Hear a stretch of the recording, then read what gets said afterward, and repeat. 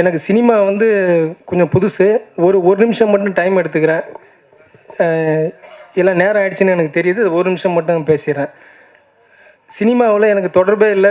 Vs துரையண்ணனால தான் எனக்கு தொடர்பு இருந்து தலைநகரம் 2ங்கிற படத்தை 2 பேரும் சேர்ந்து எடுத்தோம். 2 பேரும் சேர்ந்து தான் ப்ரொடியூஸ் பண்ணோம்.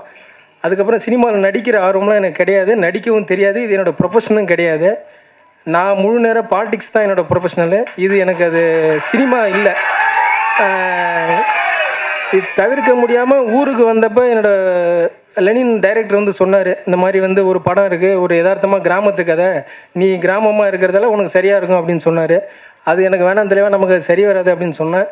அதையும் மீறி இல்லை நீங்கள் பண்ணால் தான் நல்லாயிருக்கும் அப்படின்னு சொல்லி பிடிவாதம் பண்ணார். அதுக்காக வந்தோம். நடிக்கவே தெரியாத நடிச்சிருக்க படம் தான் இந்த யார் போட்ட கோடு. இதில் வந்து இந்த நாட்டுக்கு இந்த சமூகத்துக்கு என்ன தேவையோ இதை எல்லா விஷயத்தையும் கீழே இருந்து சொல்லி கொடுத்தா தான் அது மேலே கொண்டு வர முடியும். அந்த ஸ்டூடெண்ட்ஸ்கிட்ட கொண்டு வந்து சேர்த்தோம்னா அது எதிர்காலத்தில் அவங்களோட நிலை மாறும்.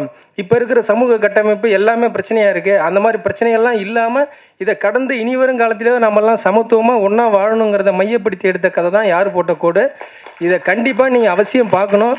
இந்த படம் வெற்றி அடையும் வெற்றி அடையாதுங்கிறதெல்லாம் மக்களோட கருத்து. ஆனால் எங்களுக்கு நான் உங்கள்கிட்ட ஒரு ரெக்வஸ்ட்டாக கேட்டுக்கிறது பத்திரிகை நண்பர்களுக்கெல்லாம் என்னென்னா, ஒரு பெரிய நடிகர் தான் ஒரு விஷயத்த சொன்னால் அது கடைசியில் போய் சேருது. என்ன மாதிரி நான் புதுசு, என்ன மாதிரின்னு கூட இல்லை, இது மாதிரி புதுசாக வரவங்க, எனக்கு சினிமாவே சம்மந்தம் கிடையாது. நான் ஒரு விவசாய குடும்பத்தை சேர்ந்தவன். சினிமா பேக்ரவுண்டே நம்ம ஃபேமிலியில் கிடையாது.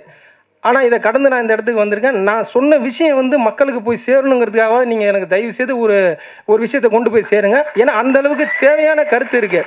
நான் சினிமாவில் ஜெயிக்கணும், சினிமா நடிகராக ஆகணுங்கிறதுக்காக இதை கொண்டு போய் சேரணும்னு உங்கள்கிட்ட சொல்ல தவறாக நினச்சிக்காதீங்க. என்னோட ஒரு இந்த விஷயத்தை சின்ன வயசில் இருக்கிற மக்கள்கிட்ட எல்லா குழந்தைங்கள்ட்ட இருந்து இந்த மக்கள்லாம் ஏற்றுக்கணும். அவங்க செஞ்சு தெரிஞ்சுக்கிட்டாங்கன்னா இனி வரும் காலத்தில் இந்த மாதிரியான தவறு நடக்காது அப்படிங்கிறதுக்காக ஒரு நல்ல கதை எழுதியிருக்காரு. அதில் நான் பண்ணியிருக்கிறது ரொம்ப பெருமைப்படுறேன். ஒத்துழைப்பு கொடுத்த எல்லாருக்கும் நன்றி. எல்லா டெக்னீஷியனும் ரொம்ப கஷ்டப்பட்டாங்க சினிமாவில். இதை கண்டிப்பாக நீங்கள் பார்த்து மக்கள்கிட்ட கொண்டு போய் சேர்க்கணுன்னு உங்களை பணிவோடு கேட்டு விடைபெறுகிறேன். நன்றி, வணக்கம்.